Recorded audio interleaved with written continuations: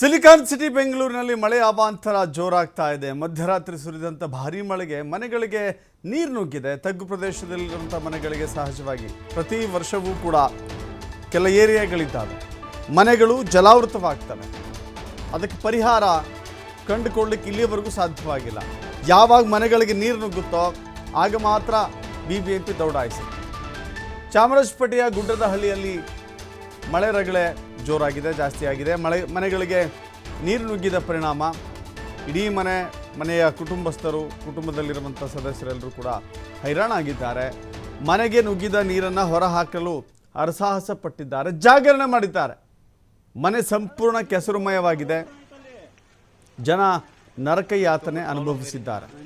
ರಾತ್ರಿ ಇಡೀ ಸುರಿದಂಥ ಮಳೆಗೆ ಮನೆಯ ಅಂದರೆ ಯಾವುದೋ ಗಲ್ಲಿಯ ನೀರು, ಯಾವುದೋ ಚರಂಡಿಯ ನೀರು, ಎಲ್ಲವೂ ಕೂಡ ಮಳೆ ನೀರು ಮನೆಯೊಳಗೆ ನುಗ್ಗಿದ ಪರಿಣಾಮ ಮನೆಯಲ್ಲಿದ್ದಂಥ ಪೀಠೋಪಕರಣಗಳು, ಮನೆಯಲ್ಲಿದ್ದಂಥ ಆಹಾರ ಪದಾರ್ಥಗಳು, ಟಿವಿ, ಫ್ರಿಡ್ಜು, ವಾಷಿಂಗ್ ಮಷೀನು ಅಥವಾ ಅಲ್ಲಿರುವಂಥ ಯಾವುದೋ ದೀವಾನ್ ಕಾಟನೋ ಹಾಗೆ ಎಲ್ಲವೂ ಕೂಡ ನೀರಿನಲ್ಲಿ ಮುಳುಗಡೆಯಾಗಿದೆ. ಆಹಾರ ಪದಾರ್ಥ ಉಳಿಸ್ಕೊಳ್ಳೋದೇ ಭಾಳ ದೊಡ್ಡ ಸರ್ಕಸ್ ಆಗಿದೆ. ಆಹಾರ ಪದಾರ್ಥಗಳನ್ನು ಬೇರೆಡೆ ಹಂಗು ಹಿಂಗು ಮಾಡುವಂಥ ಪ್ರಯತ್ನ ಮಾಡಿದ್ದಾರೆ. ಇಡೀ ರಾತ್ರಿ ಮಲಗಲಿಕ್ಕೆ ಮನೆಯಲ್ಲಿ ಒಂದು ಇಂಚೂ ಜಾಗವಿಲ್ಲ. ಎಲ್ಲ ಕಡೆಗಳಲ್ಲೂ ಕೂಡ ನೀರು ತುಂಬಿಕೊಂಡಿದೆ. ಇಡೀ ಏರಿಯಾದ ಜನ ರಾತ್ರಿ ಇಡೀ ಜಾಗರಣೆ ಮಾಡಿದ್ದಾರೆ. ಇದಿನ್ನೂ ಮಳೆಯ ಆರಂಭದ ಕಾಲ.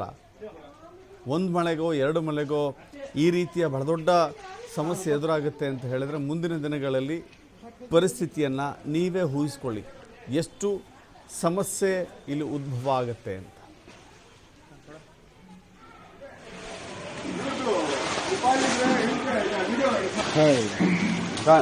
ಅಲ್ಲ ತುಂಬ ಹೋಯ್ತಲ್ಲಿ ಕೆರಡ ನೀರು ತುಂಬ ಹೋಯ್ತು, ಇನ್ನೂ ಓಪನ್ ಆಯ್ತಲ್ಲಿ.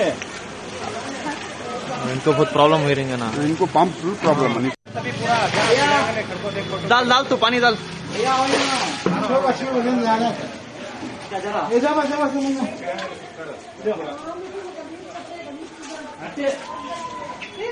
कहाँ रुको